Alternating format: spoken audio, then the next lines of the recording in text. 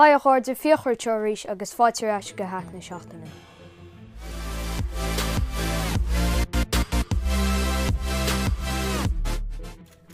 Inniu tamach an spáintíobh céchuid de Callairí a héanaí na gan éon agat há. Seo iad na rudaí heasíntuit.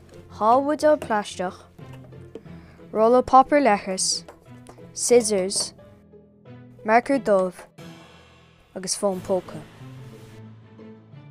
Dosach tá amach chun na hábhaidilte a dhearr an seo agus an seo. Ach níor cad am scissors úsáid so tá amach chun fíor don cameradóir é dhearr chun.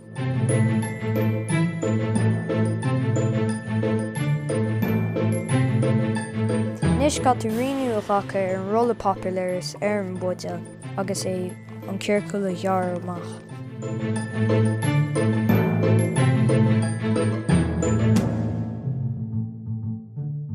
Agus a ríist níor cad am scissors úsáid.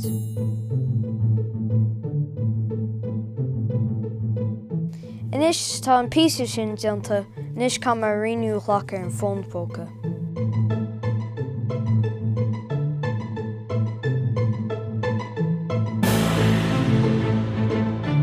Agus a ríist níor cad am scissors a úsáid.